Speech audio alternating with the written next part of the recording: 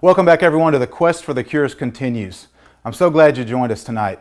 Now, if you remember last night, I hope you tuned in. We learned about how to detoxify your body and how to get rid of all the bad guys that may be compromising your health and making you sick.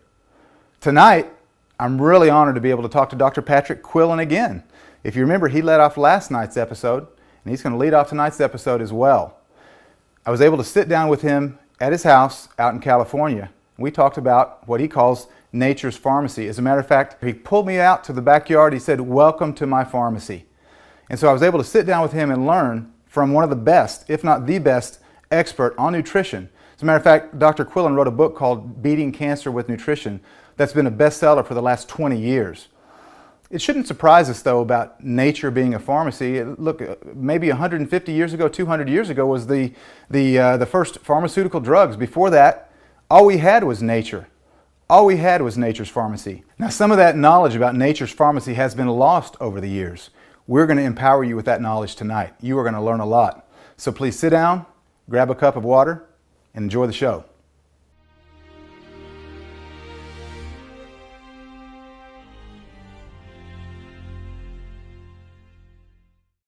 Mother Nature has the answer for cancer.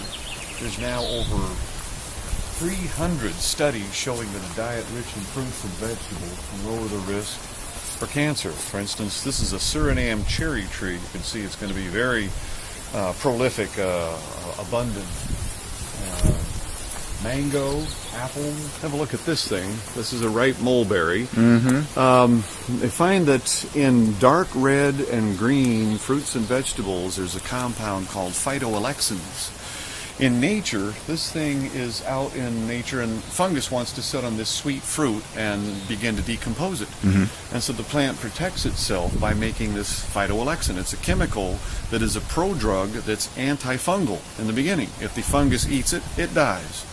If we eat the fruit and that phytoalexin goes in us, then the cancer dies. It has the same anti-cancer properties as antifungal in the fruit. Wow.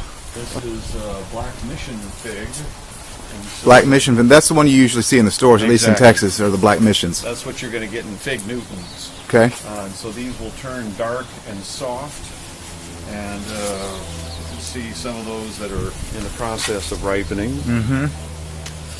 And figs have a compound that they've identified called phycin, which has powerful anti-cancer activity.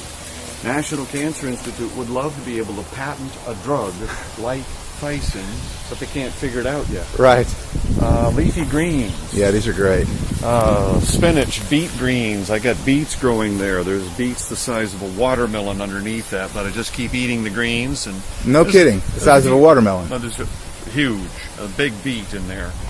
And of course the greens are rich in, they figure there's somewhere around 8,000 bioflavonoids and 20,000 carotenoids that are in Mother Nature's fruits and vegetables. This bears a fruit about the size of a golf ball that looks like chocolate and tastes like a sweet potato. Really? Black zapote. It doesn't get any better. Basically, a soundbite is go for the color. In the color are those pigments, phytochemicals that have powerful anti-cancer activity. Welcome to my pharmacy.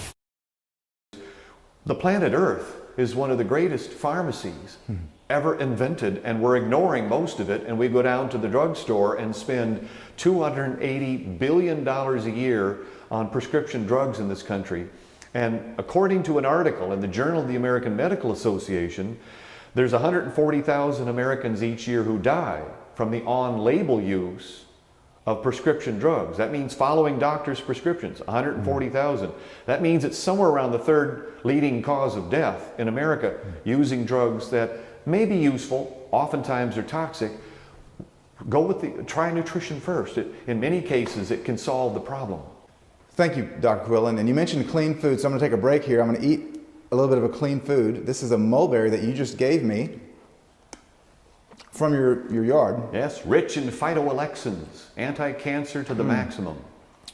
That is good. I've never had a mulberry that's that shape. Why is it so long? There's several different types of mulberry trees. That is a Pakistan mulberry that you just had, and I have an Oscar mulberry too. And when I was trying to select fruit trees, first of all, I live in California. It's a desert. We have a water shortage. We have a particular water shortage this year with the drought. Why would you water something if you can't eat it? That doesn't make any sense to me. So I'm watering just the fruit trees, and among those are fruit trees that are high in nutrients. And one of the sound bites I mentioned is go for the color. In the color, in those pigments, the reds, orange, yellows, dark colors, in that mulberry is a dark purple color. What you have is Mother Nature has sunshine coming down and hitting the chlorophyll and the chloroplast, and it's through photosynthesis making sugar. And from that comes all of life. That's the beginning of all life on Earth. How does the plant protect itself from the damaging effects of sun? Because you've got both sunlight that is mutagenic, carcinogenic, it's all kinds of, it's a damaging X-ray. How does the plant protect itself? About 20,000 different bioflavonoids and about 800 different carotenoids are in colorful fruits and vegetables, and they protect the plant from the sun and from the effects of photosynthesis. Given that, what we're talking about is I was choosing fruits and vegetables that would be not only tasty and not readily available in the stores. For instance, figs. Figs don't travel well. That's why most people don't find them in the stores, and most people, including myself, the only figs I had had while living in the Midwest was fig Newtons. But in fact, in figs is not just a delicious taste, but there is a phytochemical. Phyto means plant, chemical is a substance in it. In figs, a substance called ficin, F-I-C-I-N, which the National Cancer Institute has been researching, hoping to find a synthetic analog so they can make a patented drug. Meanwhile, you have access to that through figs. It's a powerful anti-cancer, bioregulators. This is where it really hits me, Ty, as to how powerful nature is. And I'm hoping that I can infect the viewers with a sense of respect for what God has given us in the good Mother Earth and in our food supply. And here's a simple soundbite. This human body, 60 trillion cells, orchestrated like no other organism on Earth. There's no robot or any machine that we will build that will ever come close to what the human being does. Then we have our food supply. No food ever has just one nutrient in it, and they keep doing mononutrient studies, studying one nutrient. That's not the way nature works.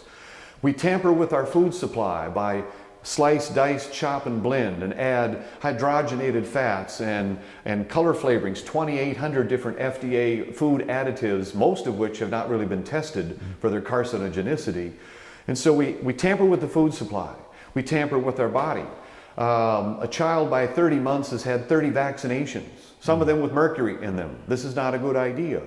So what we do is we're tampering with the body, tampering with the food supply, then we end up with this incredible parade of diseases. Diabetes, 20 million diabetics in this country, another 20 million who are pre-diabetic. 80 million Americans have hypertension, high blood pressure. The number is about 70 million Americans on psychotropic drugs, and that's antidepressants, anxiolytics, sleep problems, etc. So we're tampering with the food supply, we're tampering with our body, we end up with all of these diseases, and my simple message is, use this body the way nature, God, intended it to be. Eat foods in as close to their natural state in the diet that our ancestors consumed, which was a little bit of meat, a whole lot of fruits and vegetables. I'm a big fan of whole grains and legumes and nuts and seeds. A semi-vegetarian diet, meaning a little bit of fish and chicken and grass-fed beef and lamb in conjunction with mostly plant foods. So you're going to be eating a lot of relatively unprocessed. I stay away from gluten as much as possible, less gluten. There are many other grains that you can consume, rice and corn and others that are far preferable to the wheat gluten intolerance issue that we're getting to. The experiences I had with cancer treatment centers, 10 years working with thousands of patients, show that nutrition can have a huge impact in cancer outcome while they're being medically treated. Again, I'm not saying nutrition is sole therapy. Wow, over 140,000 people die a year from properly prescribed prescription drugs. That's amazing. Now, Dr. Quillen knows what he's talking about. He served his 10 years as Vice President of Nutrition for the Cancer Treatment Centers of America. He's written 17 books on health, sold over 2 million copies, so he definitely knows what he's talking about. Another expert on nutrition is Casey Krejci. Let's listen to what he has to say about superfood nutrition coupled with calorie restriction. Well, superfood nutrition is a concept that I started working on in the 90s.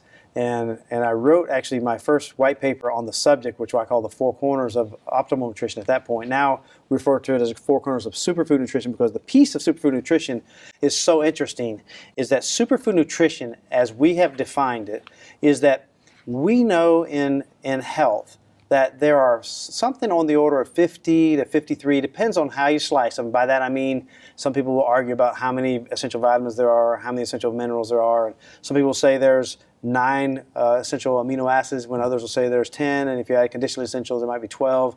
So depending on how you slice it, though, these things called essential, or in this case, dietary essential, means you have to get them from your diet in order to get them.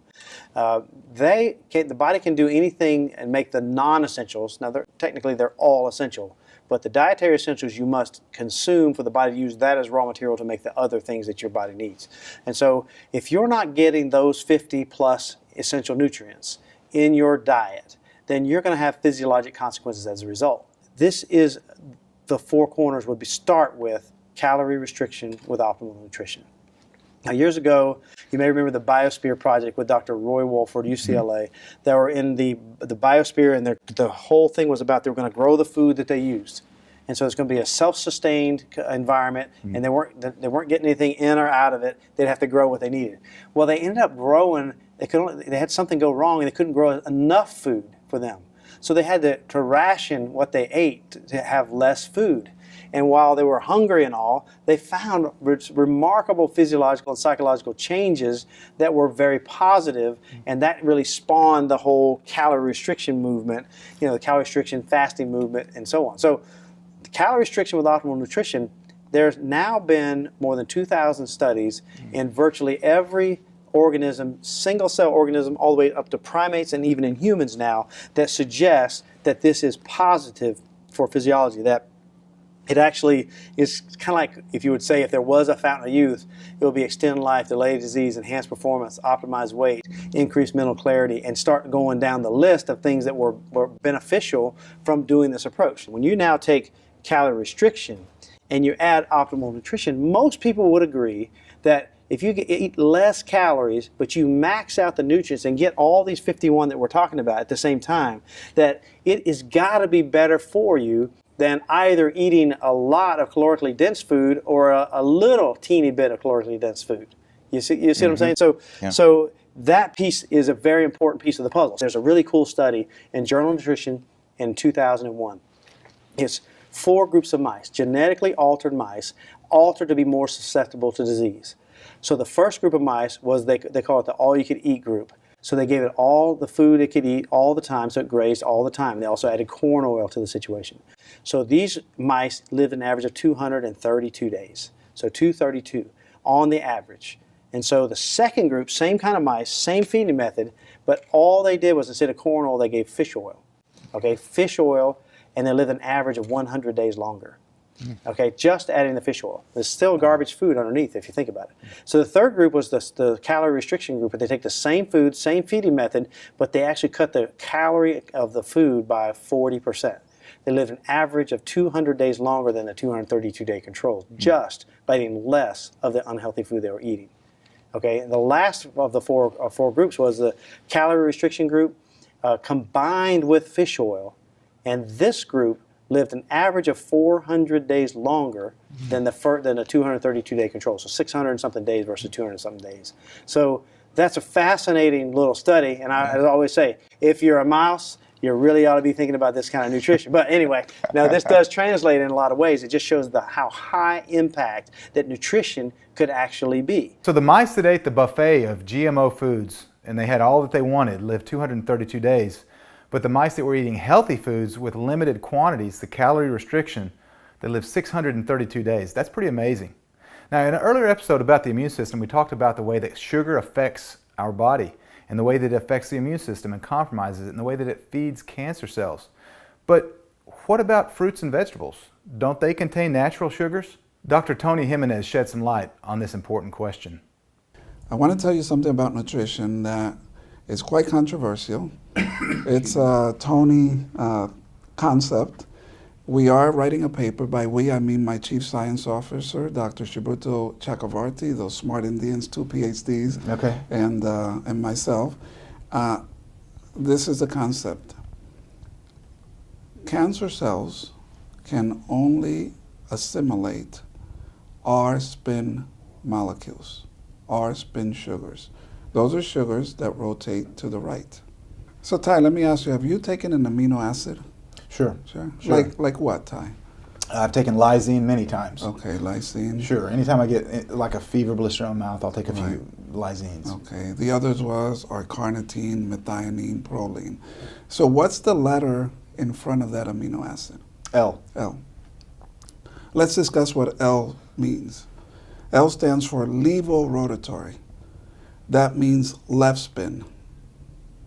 Okay, so the molecules in the lysine that you have taken are spinning to the left. Okay. Remember I said cancer cells can only assimilate right spin molecules, so that's the opposite. Right? Human mammalian cells can only absorb left spin molecules. That's why you take an L lysine, Okay. not an R lysine.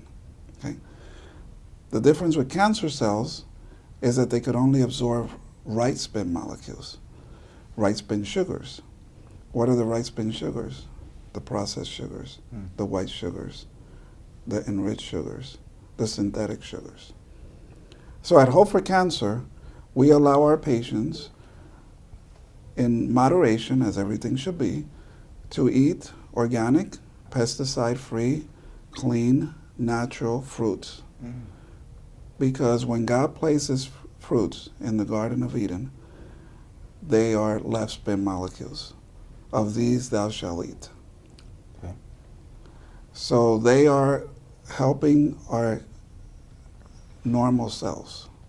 When man fools with all this, we're in California in this interview.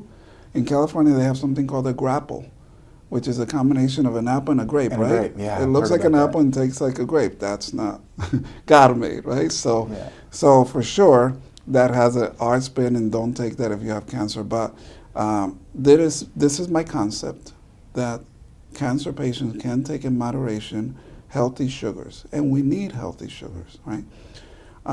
Let's think about a PET scan. We know about PET scans. What molecule are they, or what contrast medium are they injecting? 2-fluoro-deoxyglucose. D-glucose, a right spin sugar. So the Because cancer cell absorbs can it. absorb it, and the PET scan lights up, Okay. right? So any right spin sugar, it's a unnatural sugar. Okay, so cancer patients, in Dr. Tony's opinion, and I respect what they have to say, you could have honey, maple syrup, molasses, sugar cane, as long as it's natural, Okay. unprocessed, unadulterated, and of course free of pesticides and all those things, Sure. because they're not going to feed cancer cells. Wow, that's fascinating. That really answers the question that I hear a lot, and sometimes it's kind of hard to answer these questions. People say, okay, cancer feeds on sugar. We all know that.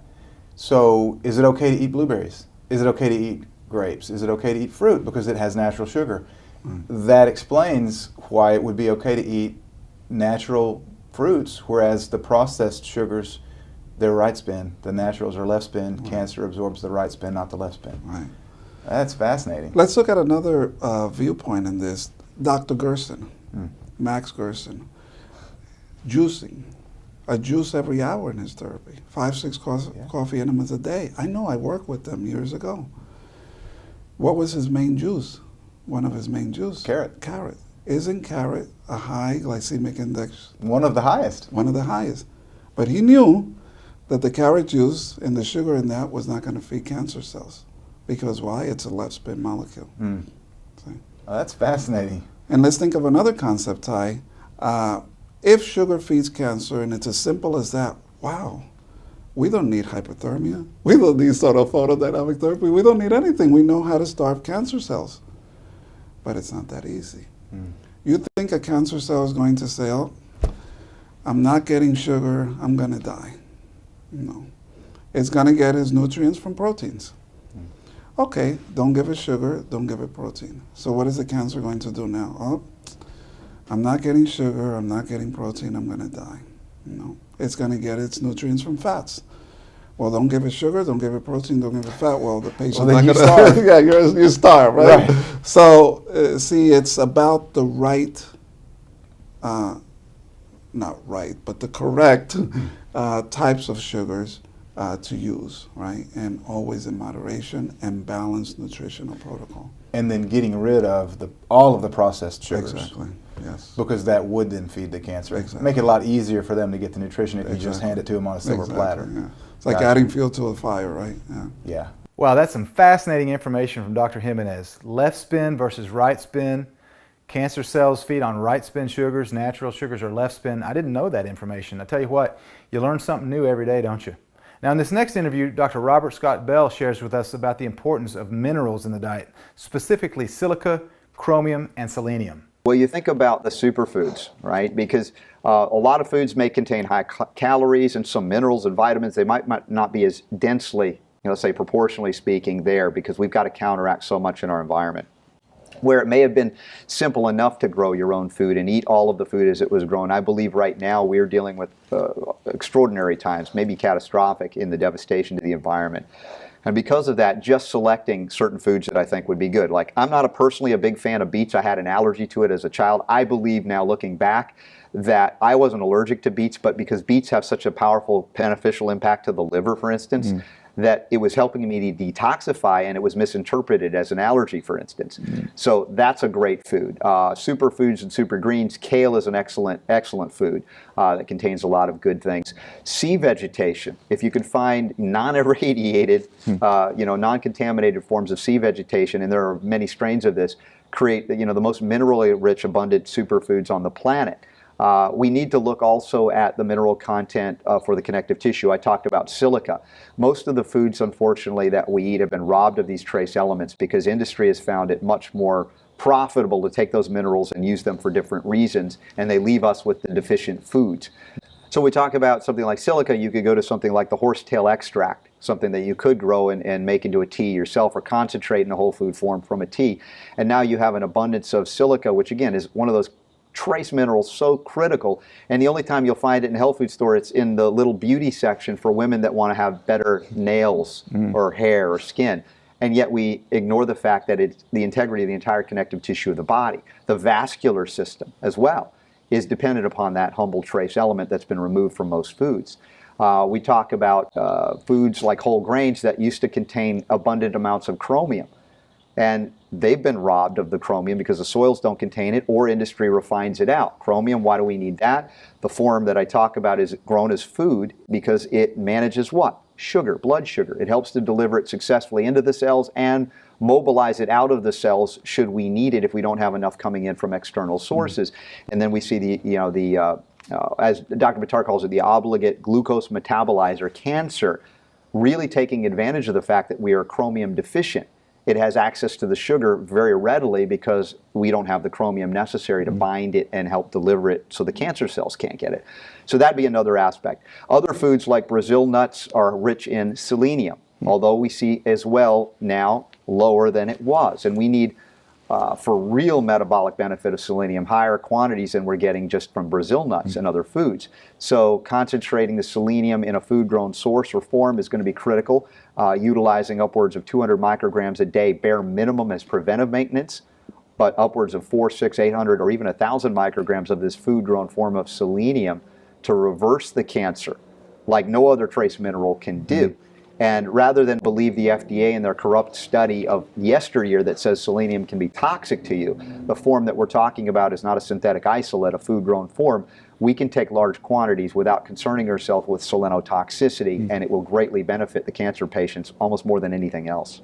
Now, one of the things that Dr. Robert Scott Bell just mentioned was minerally rich sea vegetation. Now, so take a guess. It's sea vegetation. What would you guess? What's the minerals that it's rich in? I know the first thing you're thinking. Iodine, right? Kelp has lots of iodine. So we talked to Dr. David Brownstein about iodine and the importance of iodine in overall health, specifically with the thyroid gland. What is iodine, and do we need it to prevent cancer? All right, so I talk about, let's do the basics on people. to help supply their body with the things it needs to function optimally, which is how we were designed by our maker. If we supply the body with the right nutrients, it should do fine for a lifetime. So I consider one of the basics iodine. Every cell in the body needs and requires iodine to function optimally. We can't function optimally in an iodine deficient environment. And I've tested, along with my partners, over 6,000 patients. Over 96% were low in iodine, the vast majority significantly low in iodine. And when I talk to clinicians around the country who are looking at this, they find the same numbers that I'm finding. Wow. And the iodine's main job in the body, iodine has a lot of jobs in the body. The immune system can't function without it. You can't fight infections without it. But one of its main jobs is in the endocrine glands. And the endocrine glands include the thyroid, the breast, the ovaries, uterus, and the prostate. What are we having problems with out there? The thyroid, the ovaries, uterus, breast, and prostate. I've mentioned the prostate. I've mentioned the breast. The fastest growing cancer in the United States is thyroid cancer.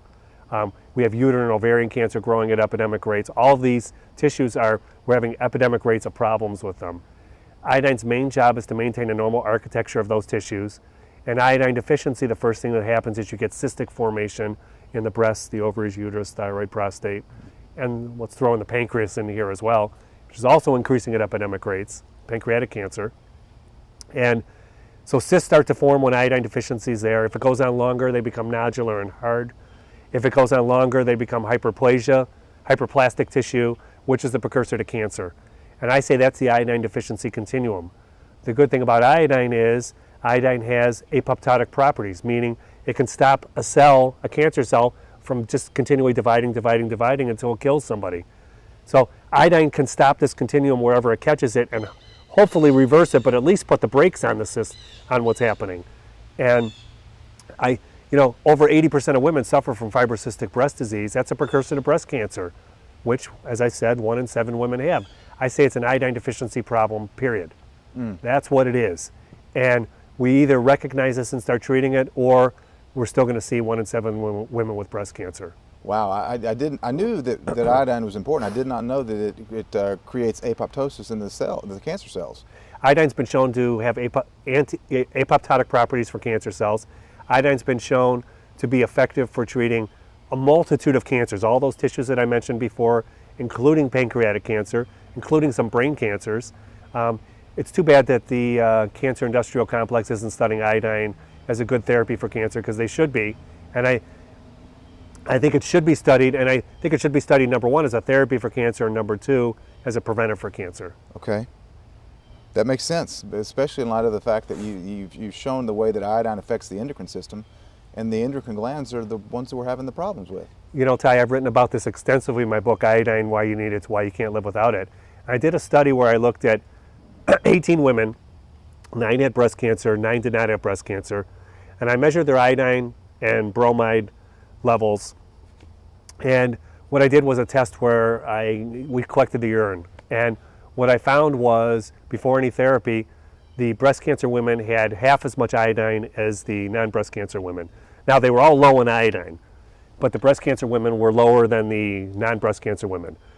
I gave them 50 milligrams of iodine for 30 days, and then I rechecked them. What I found at the end of 30 days, and there was one other check in the middle there, but what I found was that the breast cancer women had much more bromide, much less iodine than the non-breast cancer women. And iodine is part of the halide family, which includes iodine, bromide, and fluoride. Now, out of those 3, iodine is the only essential element that has therapeutic value in the body. Bromide and fluoride, as far as we know, has no known therapeutic value in the body. And bromide we're getting in toxic amounts in our environment. We're getting toxic amounts in our food supply from brominated vegetable oils. Many medicines contain bromide as part of their genetic or chemical makeup. And what I found in testing every breast cancer, I haven't tested every breast cancer patient, but the ones that I've tested, 100% have high bromide levels and low iodine levels. Now, I've tested over 1,000 patients in general, some with cancer, some without. They all have high bromide levels. The cancer patients generally have higher amounts of bromide. Animal studies have shown bromide can push iodine out of the body. Bromide can bind where iodine binds to, and bromide gums up the cells, and it doesn't work well. And what we need is more iodine in our in our bodies. And Okay. the only way we're going to get it right now is supplementation, just because we're getting too much in our food and our drink, and it's in a bunch of consumer goods such as computers and cars, and you're probably wearing it in your clothing right now as a fire retardant. So iodine needs to be a continual supplement regimen for, I think, everybody. Interesting. So Well, what I'm seeing right now, we're getting too much bromide, not enough iodine, and we're getting too much fluoride from our water supply. That's another story too. But the good thing about iodine is iodine can kick out both of those if we start ingesting it again. okay. And so why do you think it is that so many people are deficient in iodine? I know one study that I read, or one article I read, I can't remember who it was, I think it may have been Dr. Blaylock, was writing about in the 70s they took bromine out of the bread and started putting in, or they took iodine out of the bread and started putting in bromine. Now that was me who wrote about that. Was that you? Okay. That's in my iodine book, and Okay. I've written a bunch of articles on that. Before the 1970s, iodine was used in bakery products as a conditioning agent. Okay. And for some reason in the early 1970s, they substituted bromide for iodine. And it's not clear why, but we started to get all this bromide now in our bakery products. Every slice of bread, cracker, cookie, cake, now have bromide instead of iodine. Well, if you look at the breast cancer rates and the prostate cancer rates, when they really took off, it was right about that time frame. So I say that's when our iodine levels really fell off the cliff. And then what's also happened lately is our soils become more deficient in iodine. Okay. Now, I live in a nice area of suburb of Detroit, and in the Great Lakes area where I live, our soil is one of the most iodine deficient areas of the world. Now, it's not just the Great Lakes area. If you draw a line down the center of the country between the coasts, it's most of it is iodine deficient, except for the two coasts. Where you live is a very iodine deficient area of the world.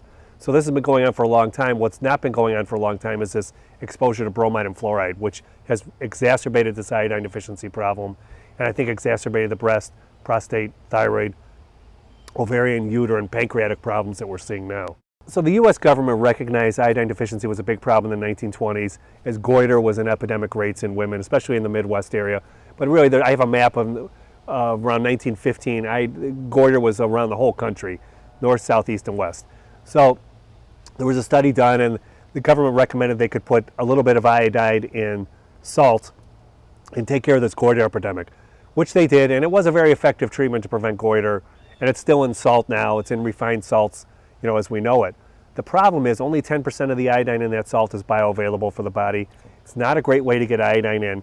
And then you couple it with this bromide and fluoride overexposure that we're getting, it's a recipe for disaster.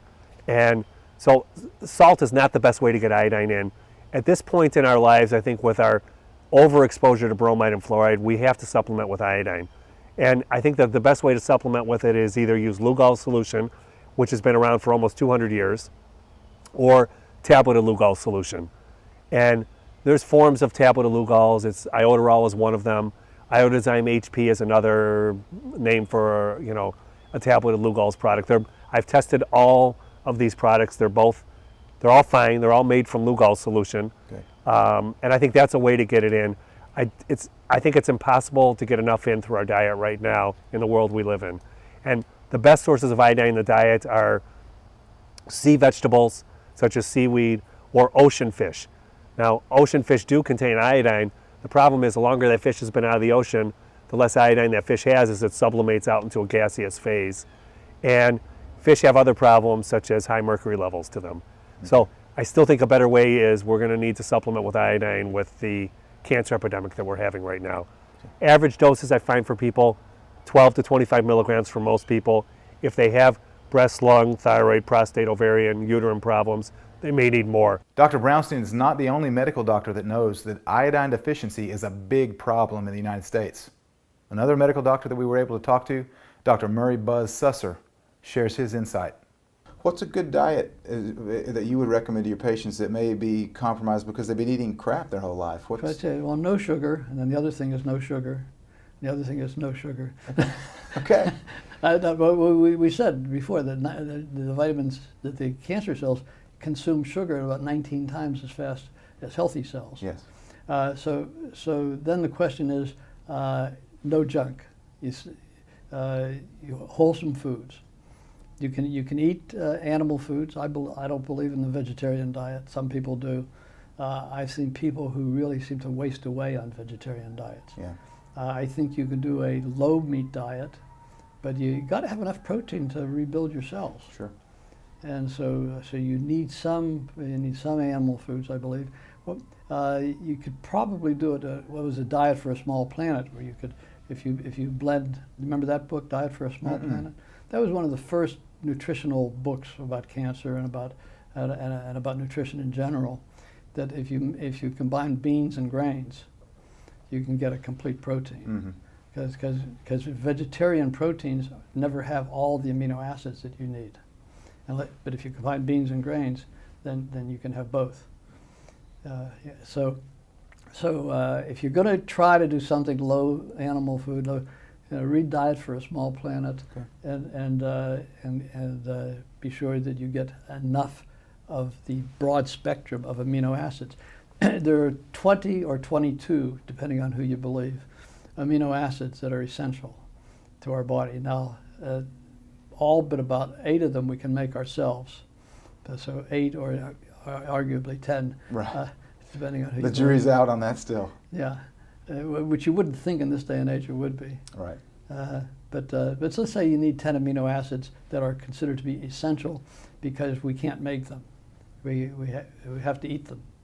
And so if we have a complete list of a complete diet of amino acids, all the good fatty acids, the omega-3, the omega-6, omega-9 in the right proportion, and then of course good starches.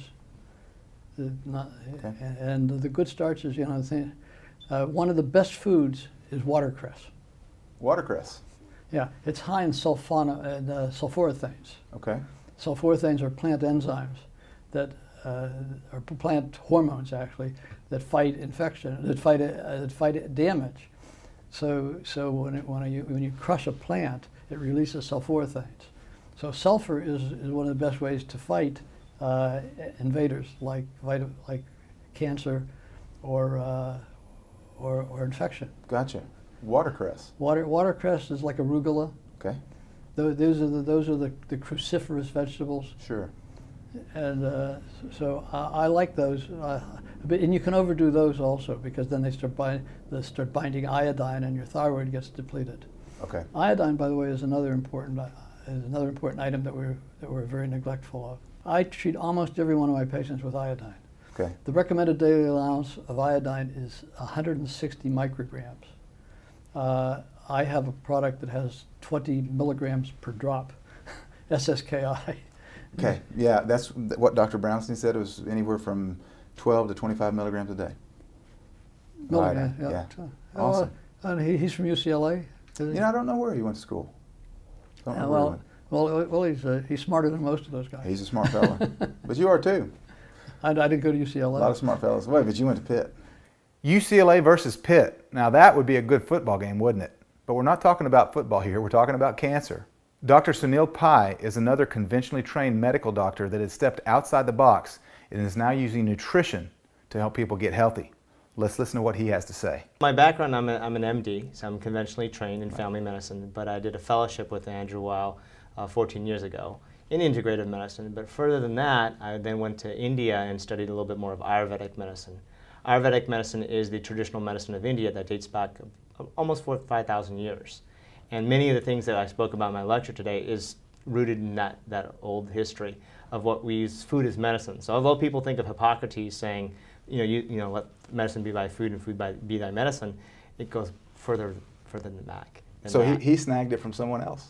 Everybody thinks that the history started with the Greeks and Romans. There's a lot more history than that, right? Sure. Depending on what school you went to. So we look at a variety of things, and one of the main ingredients or natural therapies that has been very effective, and now that we have a preponderance of data in terms of clinical efficacy, in terms of cell culture, animal studies, and now in human clinical trials, is many of the ingredients I spoke about today, such as curcumin. Curcumin is an ingredient that comes from turmeric. And turmeric is a root. Okay, we use it in cooking. So we think of curry. Yeah. It's a spice, but it's not spicy. So a lot of people have a misperception that it's spices or something. No, it's a spice, but it's not spicy. It doesn't have the heat component, like a chili, for example. But we use it in like yellow curry. If you went to a Thai restaurant, that's, or people have mustard. What makes it yellow is turmeric powder. Unfortunately, in American cooking, it's used as a colorant because it does have that yellow color. It's a natural colorant, but it has a variety of other benefits. And one of the benefits is that it's a strong anti-inflammatory. And it now has been shown to block over 97 different mechanisms of inflammation. And so eating it as a food or even taking it as a supplement has a variety of benefits. And we can see a lot of data showing the support and use of why we have using this historically in our past, and also now what we use now in clinical trials as a supplement. And many companies now are looking at how to do it pharmaceutically as well. Most of the data right now, there's 5,000 published studies on the benefits of curcuminoids. Okay. But now in the last 10 years, there's a lot of data now on how that affects cancer cell growth. And through these mechanisms of inflammation, like NF-κB, which I talked about today, one of the major switches of the immune system, COX enzymes, LOX enzymes. These are things that we take certain drugs like, say, ibuprofen, Motrin, Advil, Celebrex. But the nice thing is with the curcumin is that we have no GI, kidney, or liver side effects. So we can take this in higher doses or lower doses, and even, I didn't mention it today, but I forgot to mention that India, for example, has the lowest dementia rates in the world. And one of the issues that we're looking at, well, why? As a culture, and it's not that they're smarter people, is that we're finding out that they consume about 25 to 50 milligrams of turmeric daily over their lifetime, and that prevents inflammation in the brain. Wow. So. That's very interesting. Now, one of the things that I heard you say earlier in your lecture was that the gold, frankincense, and myrrh in the Bible, the gold could have been yes. turmeric? From what we're looking at historically, the gold may be referenced as turmeric. Turmeric, or curcumin, specifically the part of the turmeric, but turmeric was sold and cost more than gold at the time. This is during the spice trade, or the trade route. Sure. And it was always nicknamed the golden spice, we'd say. And so there's a lot of reference that the myrrh, myrrh is Google, which is not the website, but the G-U-G-G-U-L. It's some people hear of Google lipid as a product or products out there. Google is an Ayurvedic herb, has anti-inflammatory effects and cardiovascular benefits, like lowering cholesterol. And then finally, frankincense, which is boswellia. So the three main herbs that were brought, the gift to the Magi, came from wise men. Can you go into a few of the mechanisms of action for boswellia, Yeah. the way that it might reduce inflammation? Sure. So boswellia is also blocks NF-κB beta. It's also a 5-LOX enzyme. So there's two main pathways in the arachidonic acid pathway in terms of when we get omega-6s from our diet, which I talked about. We should be eating a plant-based protein diet, meaning less animal protein as possible and less highly refined oils, right? But too much of those trigger more inflammation, and then end up people taking pills that are blocking inflammation. Boswellia does that naturally on one of the main pathways called 5-LOX. It also has certain blocking aspects of what we call VEGF. These are vascular endothelial growth factors for cancer cells to grow. And also blocks a variety of transcription factors and enzyme processes. And the nice thing is that it's also been tested in many tissues. Breast, bone, brain, for example, is one of the areas that we study a lot, where brain tumors like glioblastomas have been shown to actually shrink. And we have a handful of patients now that are the longest surviving glioblastoma recurrent patients in one of the big hospitals in New York State, history. Yeah. I'm sure I know which one. Yeah, we all know. Yes. And that's with boswellia. Boswellia. Wow, so the gold that the Magi gave to the baby Jesus may have actually been curcumin, the golden spice? I've never heard that before, but it's definitely in the realm of possibility. It makes sense. Another conventionally trained medical doctor who stepped outside the box is Dr. Roby Mitchell. Let's listen to what he has to say about the importance of an antifungal diet in treating disease. What would be a general diet that you could recommend that would keep the immune system strong and prevent cancer? So when I started working with Dr. Wright, one of the things that I had been involved with was treating people for the fungal overgrowth that happens in our body. And the thing that I started to realize, one of the things that I realized years before that, was that the common denominator of any of these natural, herbal, plant, exotic fruit, superfood remedies that worked, the common denominator with them was that they had some powerful antifungal in them, right? And that's with garlic, that's with aspirin, that's with these polyphenolic compounds in the skin of red grapes, you know, the resveratrol. So I went into the lab and I started investigating, well, which foods are the highest in these, or not necessarily which foods are the highest, but which foods had the most impact on controlling Candida overgrowth. And so I set up Petri dishes right there in the lab, and we inoculated them with Candida, and then we just went about inoculating them then with extracts from different fruits and vegetables and so forth to see which ones made the biggest, what we call zone of exclusion in the Petri dish, right? And so we had the Petri control down here with a medication called diflucan that we know kills yeast, right? And so we knew that it was going to leave a big clear space in there, right, where it didn't allow yeast to grow. And then down here we had just water, right? And so that plate just grew white with yeast overgrowth because there was nothing to inhibit it. And then all these other plates, I was able to see, you know, which ones worked better or worse at keeping yeast under control. So with that, that was the springboard for what is now called the BALI eating plan, B-A-L-I, and BALI standing for, that's an acronym for basic antioxidant / antifungal, and then low insulin. So we want to, and you know, regardless of the name that you can call it, right, you know, whether it's the Gerson therapy or the paleo diet or Mediterranean diet or whatever, what is going to work as far as keeping cells out of an environment that incents them to pleomorph into cancer cells is one that keeps the yeast under control, right? It keeps you from developing fungal overgrowth, because when that fungus gets up to a certain level, then your immune system is going to respond with the weapons of mass destruction, and it's going to create a toxic environment, and your cells are going to cough and choke, and they're going to start changing into a cellular form that will allow them to survive that toxic environment. So again, regardless of what you call it, the food that you eat has to be food that keeps fungal growth under control and doesn't throw gasoline on the fire. So when we eat foods that have what we call a high glycemic index, right? So the grains and sugars, right, and corn, wheat, rice, those things, then we're creating an environment, right, that promotes fungal overgrowth, right? And that's going to cause inflammation, and that's going to, again, incent cells to turn to cancer cells, right? So we have just seen that more and more as our diets have gotten more and more refined. That was over here, started over here in the Western world. Now we see it as we have outsourced, you know, all of our computer jobs and manufacturing jobs over to these third worlds, right? And they get money in their pocket, and then we send Coke and McDonald's over there. Now we're seeing breast cancer, for instance, in women that we didn't see breast cancer in before. We're seeing prostate cancer in men that we didn't see prostate cancer in before in these third world countries, right? And it's again because they're eating the same food that gave us the problem over here. You have to get food that's close to nature. So lots of vegetables, lots of fruits are okay, but you got to be careful about fruits because fruits can have a high sugar index. Okay. So, but fruits have lots of wonderful nutrients also. I do have people eat protein, some protein, but you should not be eating more than 60 grams of protein a day because it overwhelms the system and creates inflammation. There's lots of sources for protein though. There's probably 10 wonderful vegetables that have protein sources.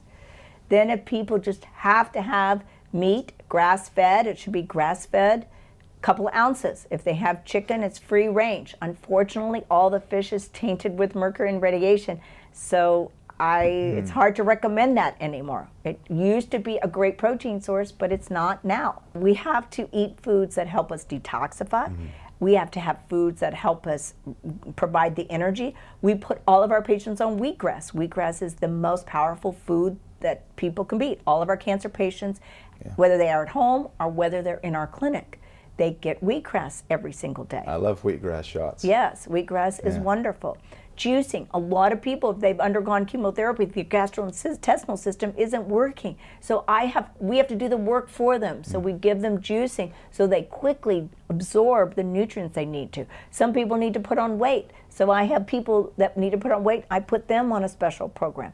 So it depends on everything, but one thing is most of your plate's going to be vegetables, a little protein. Seeds are great, all different kinds of seeds, from pomegranate seeds to pumpkin seeds to sunflower seeds.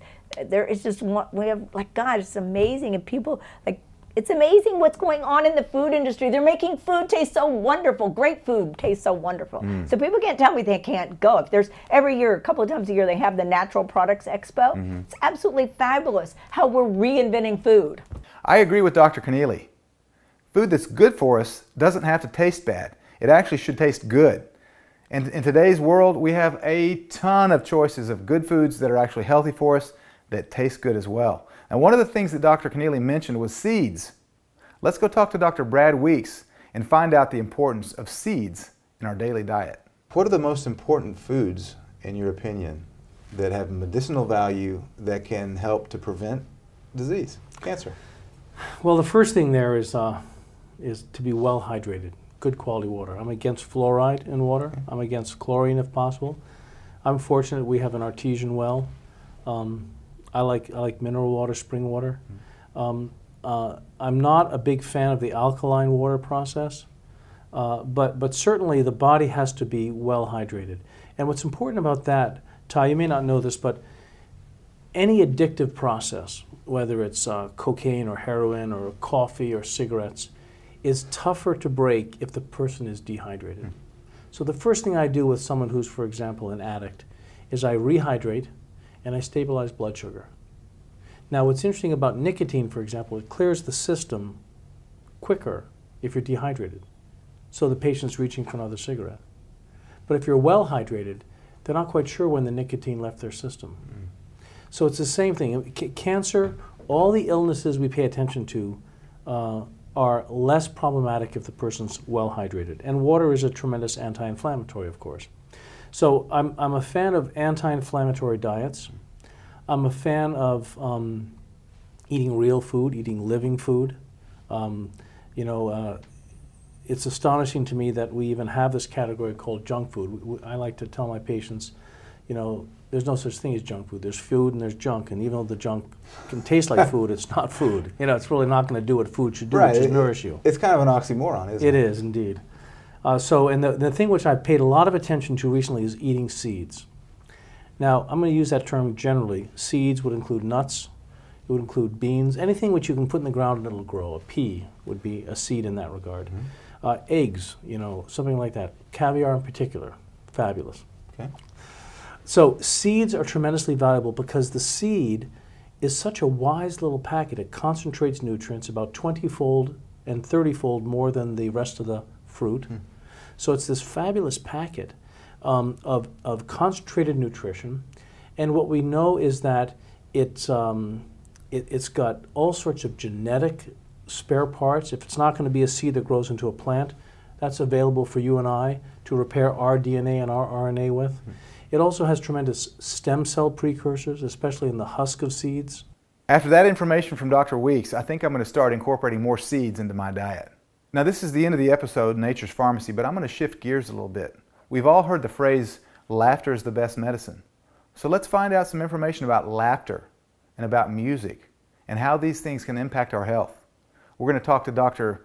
Patrick Quillen and we're going to talk to Dr. Francisco Contreras about this very important issue. What kind of a role does music have in the overall health equation, treating cancer or other diseases? Good question. I started playing guitar at age 17, and it was enjoyable, fun. It was a stress reliever, an emotional life raft, if you will. And then I put it away when my career got busy, thinking I don't have time for this nonsense. It's just there's other things that I should be doing, higher priority. And then I found a textbook from the New York Academy of Sciences called The Biological Foundations of Music.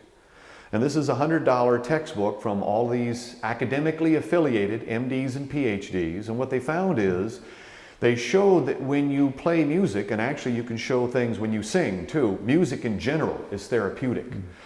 Singing and playing is even more therapeutic. Just listening to music that relaxes you is good for you, and it can have extraordinary healing capacities. The studies are beyond argument now that the music that you're listening to, making, singing, or playing actually changes the way the brain works. Hans Selye, in his incredible work, Dr. Selye was the grandfather of stress, and there's many others in the field who have clearly proven that stress is a killer and music is a healer. Fascinating. In the same line of thought, here's a quote by former President John F. Kennedy.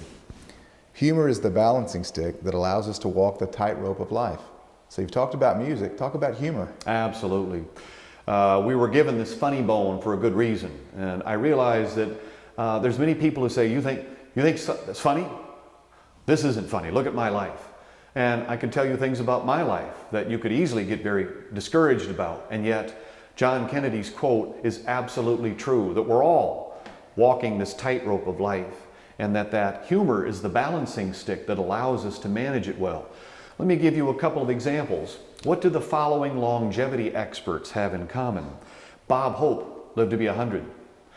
George Burns lived to be 99. Art Linkletter lived to be 97. Jack LaLanne lived to be 95, I believe. Phyllis Diller, I believe, is in her early 90s.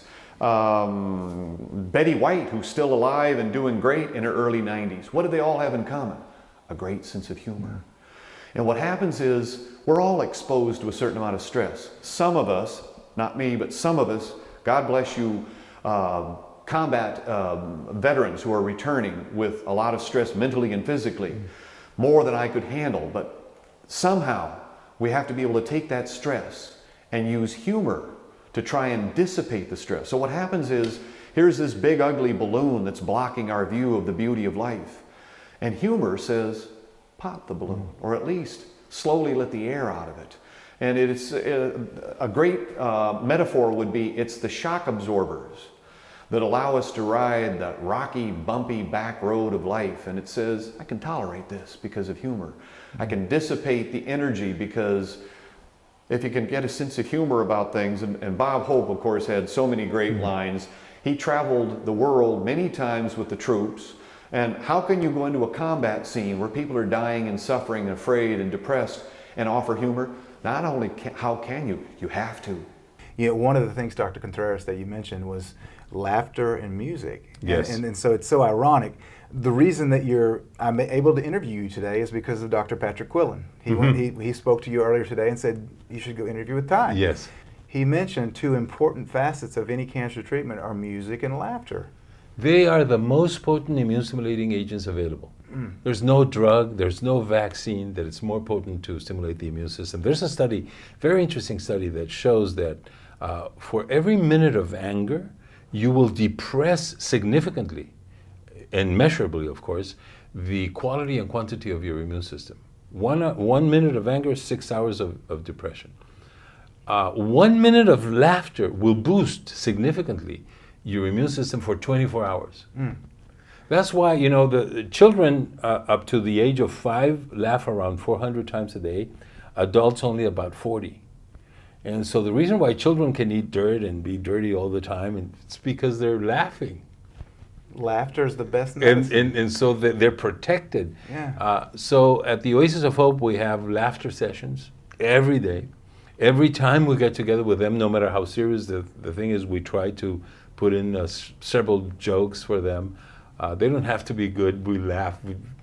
Sometimes we laugh at the people telling the joke, not because of the joke. Sometimes you laugh at how bad the jokes were. Okay. Exactly. So it's amazing how powerful things that cost nothing are. You know, meditation, colors. There are studies that show that the most immune-depressing colors are white and blue. The typical hospital colors, imagine that. White and blue. So we painted all our walls in mauve because there's studies that show that it's the most immune-lifting color. So we take into account all of those things. Those little things sometimes count for a lot. Those little things do sometimes account for a lot. I totally agree. Music and laughter are two things that are free, They stimulate the immune system, and they help us to be healthy. They're part of nature's natural pharmacy. Laughter is the best medicine. We can access them 24/7. I recommend that you do. In this next clip, Mike Adams, the Health Ranger, really summarizes this entire episode as he elaborates on the amazing pharmacy that we have right outside in nature. It reminds me of a question a traditional Chinese medicine master once asked me when we were having discussions in nature about what's healing. And he asked me this very powerful but simple question. We were in a forest, and he said, "Look around. Find me something around here in the forest. Find me something that is not medicine." And I couldn't. You couldn't do it. I couldn't. Everything around us was medicine in one form or another. Even the soil beneath our feet, the microbes in the soil are medicine. The minerals in the stones are medicine. The chemical constituents in the tree bark are traditional Chinese medicine. A lot of those are tree barks. The herbs, the plants, everything had a medicinal component. Even the sky, the sunlight was medicinal. The water in the plants, medicinal. Yeah. I couldn't find anything that wasn't medicine. And so when people tell me, when they come up to me and they say things like, "I don't know what to do about cancer, I've tried everything." Have you tried nature? Yeah. Have you, I bet you on the way to your cancer clinic, you walked by nature. You walked by some plants that probably have anti-cancer medicines in them. I guarantee they did. I used to live in the desert in Arizona, and there were anti-cancer treatment centers there where in the parking lots had anti-cancer plants. They're very potent. And they probably were better treatments than were inside. Absolutely. So people would park their cars, ignoring the medicine right there for free, and they would walk inside the cancer treatment center and get poisoned and pay for it and wonder why they were still sick. That's how messed up the cancer industry is today.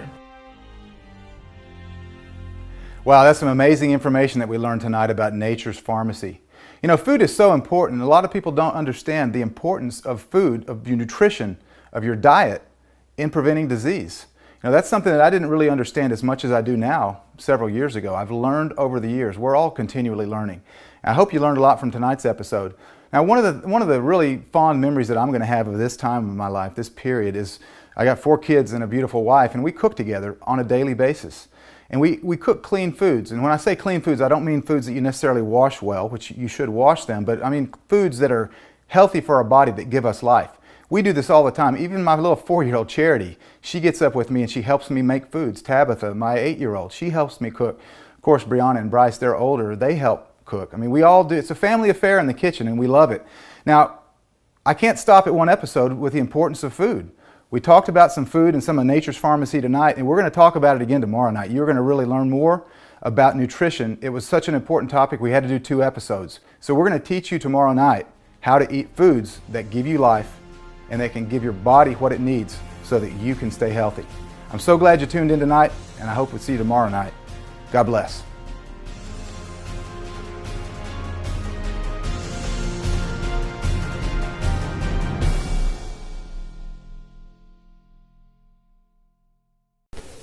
So I'm here with Elaine, and Elaine was diagnosed with cancer a few years ago. So I want to get you to tell us about the cancer and what did you do to treat it, and what are you up to today? Sure. Thanks, Ty. I was diagnosed in 2008, February 2008, with a recurrence, a surprise recurrence, after being clean for 6 years, with stage 4 non-Hodgkin's lymphoma. I was covered with disease from here to here.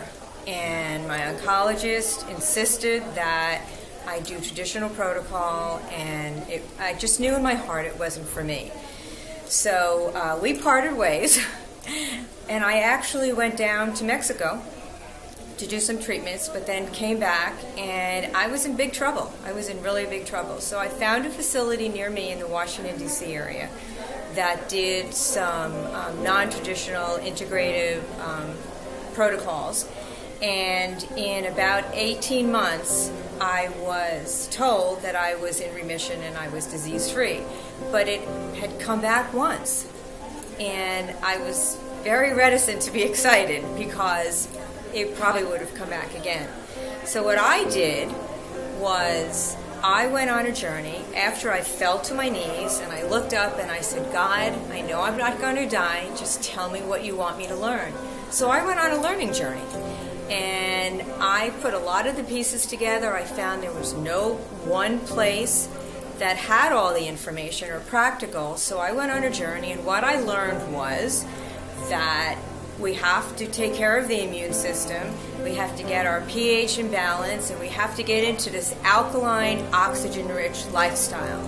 And once I learned that, my body just responded incredibly. I have become a green juice-aholic. I'm totally addicted to green juice, real green juice, because I don't do fruit because of the sugar. I'm very high alkaline. So what I do now is I have totally changed my direction, and I help people understand. And in January 2012, I started what we lovingly call Renewed Living, Inc., and we make Extraordinary Health easy. And I teach a very practical way to implement what real health looks like. So I encourage anybody who's looking at this to get a good, strong basis and just ask yourself every day, how can I stay alkaline and how can I get oxygen into my body? And the answer is always in the question. And with that, you will always look and feel extraordinary. Wow, very, very encouraging story, Elaine. Thank you so much for sharing with us today. Thanks for all the work that you do.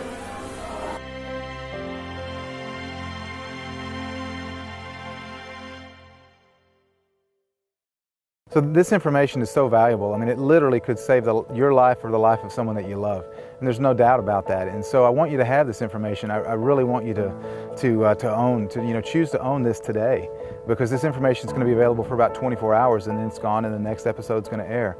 So by choosing to own this today, what you do is you not only support us and our mission to eradicate cancer once and for all, but you're going to provide your friends, your family, your loved one, someone that you care about with knowledge, with information that's going to be valuable to save their life potentially, or one of their friends' lives. If you choose to own this today, you're not only going to receive your DVD set, but you're also going to receive a free digital copy that you can share with a friend or a family, someone that you love. And you're really going to be getting information from some of the smartest people around the planet. Some of these medical doctors that we've interviewed are just incredible. And the knowledge that they've shared with us is literally life-saving. So I urge you to own one of these copies today.